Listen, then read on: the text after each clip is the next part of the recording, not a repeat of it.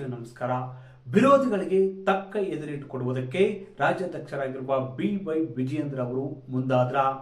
ದೆಹಲಿಯಲ್ಲೇ ಶಕ್ತಿ ಪ್ರದರ್ಶನಕ್ಕೆ, ತಾಕತ್ತು ಪ್ರದರ್ಶನಕ್ಕೆ ಮತ್ತು ತಮ್ಮ ಬೆಂಬಲಿಗ ಶಾಸಕರೊಂದಿಗೆ ದೆಹಲಿಯಲ್ಲಿ ಶಕ್ತಿ ಪ್ರದರ್ಶನ ಮಾಡುವುದಕ್ಕೆ ರಾಜ್ಯಾಧ್ಯಕ್ಷರಾಗಿರುವ BY ವಿಜಯೇಂದ್ರ ಅವರು ನಿರ್ಧಾರ ಮಾಡಿದ್ರ. ಪದೇ ಪದೇ ರಾಜ್ಯಾಧ್ಯಕ್ಷರನ್ನು ಬದಲಿಸಬೇಕು, ಬೇರೊಬ್ಬರಿಗೆ ಪಟ್ಟ ಕಟ್ಟಬೇಕು ಅಂತ ಅತೃಪ್ತ ಬಣದ ನಾಯಕರು, ರೆಬಲ್ಸ್ ತಂಡದ ನಾಯಕರಿಗೆ ತಕ್ಕ ಹೆದರೇಟು, ತಕ್ಕ ಚೆಕ್ಮೇಟ್ ಕೊಡುವುದಕ್ಕೆ ಅಧ್ಯಕ್ಷರಾಗಿರುವ BY ವಿಜಯೇಂದ್ರ ಅವರು ಮುಂದಾದ್ರ.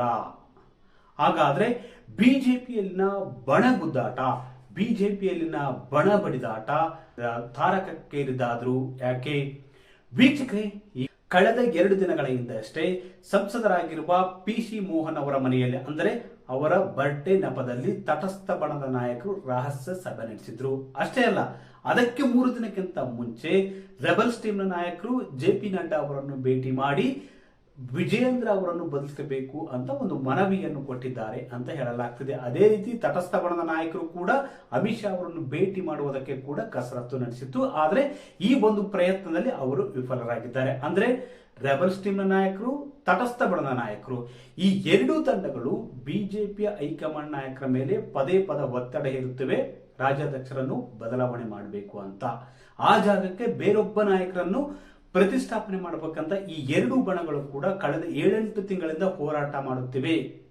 ಈ ಹೋರಾಟ, ಈ 2 ತಂಡಗಳ ಹೋರಾಟಕ್ಕೆ ಒಮ್ಮೆ ಮುಟ್ಟಿ ನೋಡಿಕೊಳ್ಳುವಂತಹ ಹೊಡೆತ ಕೊಡಬೇಕು, ಒಮ್ಮೆ ಮುಟ್ಟಿ ನೋಡಿಕೊಳ್ಳುವಂತಹ ಶಾಕ್ ಕೊಡಬೇಕು, ಒಮ್ಮೆ ಮುಟ್ಟಿ ನೋಡಿಕೊಳ್ಳುವಂತಹ ತಿರುಗೇಟು ನೀಡಬೇಕು ಅಂತ ರಾಜ್ಯಾಧ್ಯಕ್ಷರಾಗಿರುವ BY ವಿಜಯೇಂದ್ರ ಅವರು ಬಂದಿದ್ದಾರೆ ಅಂತ ಹೇಳಲಾಗ್ತಿದೆ. ಆದರೆ ಕೊನೆ ಕ್ಷಣದಲ್ಲಿ ಈ ಒಂದು ನಿರ್ಧಾರದಿಂದ ಹಿಂದೆ ಸರಿದಿದ್ದಾರೆ. ದೆಹಲಿಗೆ ಹೋಗಿ ತಮ್ಮ ಬೆಂಬಲಿಗ ಶಾಸಕರೊಂದಿಗೆ ದೆಹಲಿಗೆ ತೆರಳಿ ಅಮಿತ್ ಶಾ ಅವರ ಮುಂದೆ, ಬಿಜೆಪಿ ಹೈಕಮಾಂಡ್ ನಾಯಕರ ಮುಂದೆ ಪರೇಡ್ ನಡೆಸುವ ನಿರ್ಧಾರಕ್ಕೆ BY ವಿಜಯೇಂದ್ರ ಅವರು ಬಂದಿದ್ರು. ಈ ಮೂಲಕ ಎದುರಾಳಿಗಳಿಗೆ, ತಟಸ್ಥ ಬಣದ ನಾಯಕರಿಗೆ ಮತ್ತು ರೆಬಲ್ಸ್ ಟೀಮ್ನವರಿಗೆ ಒಂದು ತಿರುಗೇಟು ಕೊಡಬೇಕು, ಬಲವಾದ ಚೆಕ್ಮೇಟ್ ಕೊಡಬೇಕು ಅಂತ ರಾಜ್ಯಾಧ್ಯಕ್ಷರಾಗಿರುವ BY ವಿಜಯೇಂದ್ರ ಅವರು ಇಂಥದ್ದೊಂದು ನಿರ್ಧಾರಕ್ಕೆ ಬಂದಿದ್ರು. ಅಂದ್ರೆ ದೆಹಲಿಗೆ ತೆರಳಿ ತಮ್ಮ ಬೆಂಬಲಿಗ ಶಾಸಕರೊಂದಿಗೆ ದೆಹಲಿಗೆ ತೆರಳಿ ಹೈಕಮಾಂಡ್ ನಾಯಕರ ಮುಂದೆ ಪರೇಡ್ ಮಾಡಬೇಕು ಅಂತ ನಿರ್ಧಾರಕ್ಕೆ ಬಂದಿದ್ರು, ಶಕ್ತಿ ಪ್ರದರ್ಶನ ಮಾಡಬೇಕು ಅಂತ ನಿರ್ಧಾರಕ್ಕೆ ಬಂದಿದ್ರು. ಆದ್ರೆ ಕೊನೆ ಕ್ಷಣದಲ್ಲಿ ತಮ್ಮ ನಿರ್ಧಾರವನ್ನು ಬದಲಾಯಿಸಿದ್ದಾರೆ ಅಂತ ಹೇಳಲಾಗ್ತಿದೆ. ಯಾಕಂದ್ರೆ ಪ್ರಮುಖವಾಗಿ ಈ ರೀತಿಯ ಶಕ್ತಿ ಪ್ರದರ್ಶನವನ್ನು ಬಿಜೆಪಿಯ ಹೈಕಮಾಂಡ್ ನಾಯಕರು ಮಾನ್ಯ ಮಾಡುವುದಿಲ್ಲ, ಒಪ್ಪುವುದಿಲ್ಲ. ಹೀಗಾಗಿ ರಾಜ್ಯಾಧ್ಯಕ್ಷರಾಗಿರುವ BY ವಿಜಯೇಂದ್ರ ಅವರು ಇಂಥದ್ದೊಂದು ನಿರ್ಧಾರದಿಂದ ಹಿಂದಕ್ಕೆ ಸರಿದಿದ್ದಾರೆ ಅಂತ ಹೇಳಲಾಗ್ತಿದೆ.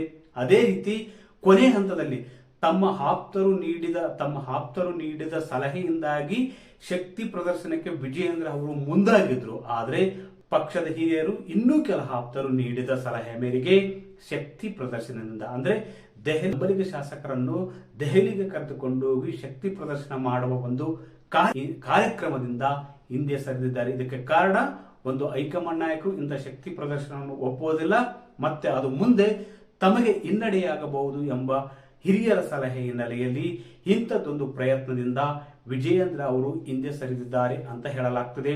ಒಟ್ಟಾರೆಯಾಗಿ ಕಳೆದ 7-8 ತಿಂಗಳಿಂದ, ಅಂದ್ರೆ ರೆಬಲ್ಸ್ ಟೀಮ್ನ ನಾಯಕರು, ಅದೇ ರೀತಿ ತಟಸ್ಥ ಬಣದ ನಾಯಕರು ವಿಜಯೇಂದ್ರ ಅವರನ್ನು ಬದಲಿಸಬೇಕು ಅಂತ ಪದೇ ಹೈಕಮಾಂಡ್ ನಾಯಕರ ಬಳಿ ಒತ್ತಡ ಹೇರ್ತಿದ್ದಾರೆ. ಹೀಗಾಗಿ ಈ ಎಲ್ಲಾ ನಾಯಕರಿಗೆ ಒಂದು ಸಂದೇಶ ಕಳಿಸಬೇಕು, ಚೆಕ್ಮೇಟ್ ನೀಡಬೇಕು, ತಿರುಗೇಟು ಕೊಡ್ಬೇಕಂದ್ರೆ ತಮ್ಮ ಹಿಂದೆ ಎಷ್ಟು ಶಾಸಕರಿದ್ದಾರೆ, ಎಷ್ಟು ಜಿಲ್ಲಾಧ್ಯಕ್ಷರಿದ್ದಾರೆ, ಎಷ್ಟು ನಾಯಕರಿದ್ದಾರೆ ಎಂಬುದನ್ನು ದೆಹಲಿಗೆ ಕರೆದುಕೊಂಡು ಹೋಗಿ ಹೈಕಮಾಂಡ್ ನಾಯಕರ ಮುಂದವೇ ಶಕ್ತಿ ಪ್ರದರ್ಶನ ಮಾಡಿದ್ರೆ ಅವರಿಗೆ ಒಂದು ಸಂದೇಶ ಕಳಿಸಿದಂತಾಗುತ್ತದೆ ಎಂಬ ಲೆಕ್ಕಾಚಾರವನ್ನು ಅವರು ಇಟ್ಟುಕೊಂಡಿದ್ರು. ಆದರೆ ಕೊನೆ ಹಂತದಲ್ಲಿ ಪಕ್ಷದ ಹಿರಿಯ ನಾಯಕರು ಮತ್ತೆ ತಮ್ಮ ಆಪ್ತರು ನೀಡಿದ ಸಲಹೆಯಿಂದಾಗಿ ಅವರು ಈ ಒಂದು ನಿರ್ಧಾರದಿಂದ ಹಿಂದೆ ಸರಿದಿದ್ದಾರೆ ಅಂತ ಹೇಳಲಾಗ್ತದೆ. ಯಾಕಂದ್ರೆ ಈಗಾಗಲೇ ಪಕ್ಷದ ಹಿರಿಯ ನಾಯಕರಾಗಿದ್ದ ಬಸನಗೌಡ ಪಾಟೀಲ್ ಯತ್ನಾಳ್ ಅವರನ್ನು ಪಕ್ಷದಿಂದ ಉಚ್ಚಾಟನೆ ಮಾಡಲಾಗಿದೆ. ಹೀಗಾಗಿ ವಿಜಯೇಂದ್ರ ಅವರನ್ನೇ ಮುಂದುವರಿಸುವುದಕ್ಕೆ ಬಿಜೆಪಿ ಹೈಕಮಾಂಡ್ ನಾಯಕರು ಈಗಾಗಲೇ ನಿರ್ಧಾರ ಮಾಡಿದ್ದಾರೆ. ಈ ಹಿನ್ನೆಲೆಯಲ್ಲಿ ಪಕ್ಷದ ಹಿರಿಯ ನಾಯಕರಾಗಿದ್ದ, ಅದೇ ರೀತಿ ಪದೇ ಪದೇ ಟೀಕೆ ಟಿಪ್ಪಣಿಗಳನ್ನು ಮಾಡುವ ಮೂಲಕ ಪಕ್ಷಕ್ಕೆ ಮುಜುಗರ ಉಂಟು ಮಾಡುತ್ತಿದ್ದ ಬಸನಗೌಡ ಪಾಟೀಲ್ ಯತ್ನಾಳ್ ಅವರನ್ನು ಈಗಾಗಲೇ ಪಕ್ಷದಿಂದ ಉಚ್ಚಾಟಿಸಲಾಗಿದೆ.